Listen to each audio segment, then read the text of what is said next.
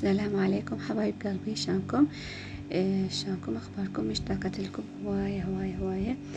ان شاء الله كلكم بخير وصحة وسلامة وعافية وراحة بال، ويسعد الله اوقاتكم ويسعد قلوبكم جميعا، يعني الكل، بالاخص اللي يشاهد الفيديو للاخير ويخلي لايك وتعليق ويشترك بالقناة ويشارك الفيديو ويا جماعة اصدقاء حبايبه قرايبه. هنا هذا بديت وياكم من الريوق. طبعا هذا الريوق كان بالعيد آخر شي، يعني قبل ما أروح الأهلي، يعني قلت لكم بالعيد رحت الأهلي، فقبل ما أروح يعني حتى نسوي أجواء عيدية حلوة. وبعدين هسه راح أجيكم من بيت أهلي، تفاصيل ما سويت هواي شغلات عندهم قلت لكم. هنا هاي وصفة للبشرة، طبعا للوجه تستخدم، سوتها خالتي، فقلت لها أصورها، قالت لي طبعا مثل ما شفتوا خلت خاشوقتين أو نقول ملعقتين جل الصبار، وهذا فيتامين إي، جابت 12 كبسولة، يعني الكل خاشوقة 6 كبسولات، قصتهن وخلتها فوق جل الصبار. طبعا احنا نعرف جل الصبار كلش مفيد للبشرة، وفيتامين اي طبعا همينه ينطي نضارة ويغذي البشرة. وهاي الوصفة يستعملوها نقول تبني الخلايا للبشرة، تسد المسامات، فكلش مفيدة. والله أني يعني دا أستعملها لحد الآن، من جبتها من العيد لحد الآن مرتين باليوم. وعادي تخلوها، هي البشرة أصلا راح تمتصها، يعني ما راح تحسون بيه، يعني ما تقولون ايش قد نخليها أو هاي، لا تخلوها وتنسوها، ها هي راحت. زين، هو يعني مرطب بكل الأحوال. شفتوا قدامكم بقت تخلط بيها إلى أن صار لونها كريمي هيك أبيض، رغم إنه اثنيناتهم شفافات، بس بالخلط صار لونها هالشكل كريمي. قلت لكم تستعملوها مرتين باليوم، و يعني ما تغسلوها، هي تخلوها كمرطب وها هي تنسوها بالبشرة.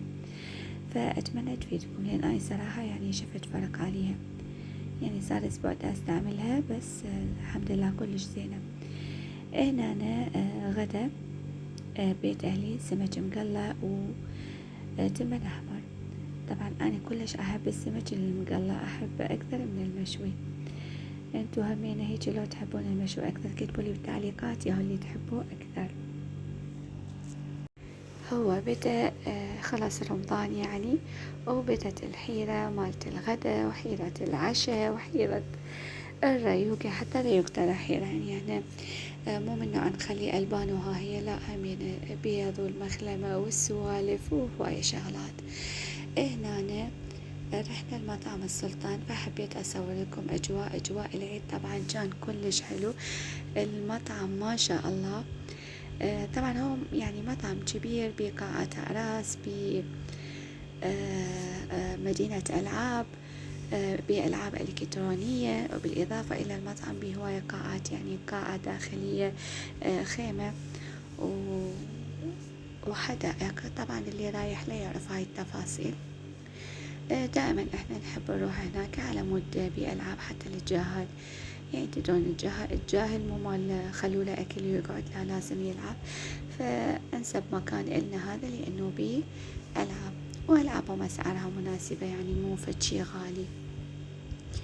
زين، فطبعا ما أوصف لكم، أنا جيت بالكويت أصور تفاصيل، لأنه ما شاء الله مليان يعني ناس هواية، فمين ما أصور يطلعون ناس. ما شاء الله هي أجواء عيدية كلش حلوة. وأكيد اللي طلع شفتوا الشوارع والازدحامات. طبعا كنت أتمنى أصور لكم، بس هواية ناس، واحتمال ناس ما يقدرون يطلعون باليوتيوب، ف يعني مو مال أصورهم، فهالشكل يعني بس أصور لكم مقتطفات حتى ما بين أي أشخاص بالكاميرا. هنا هاي الحديقة همينة بالمطعم، طبعا كلش حلوة، بها هاي الزراعيات، هاي العصاريات، كلش حلوة، يعني كلش حبيتها.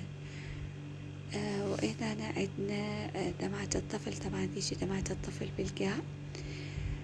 أنا صورتها بس ما أعرف إذا نزلت لكم إياها هسه بالفيديو أو لا، صراحة ما أدري إيش نزلت.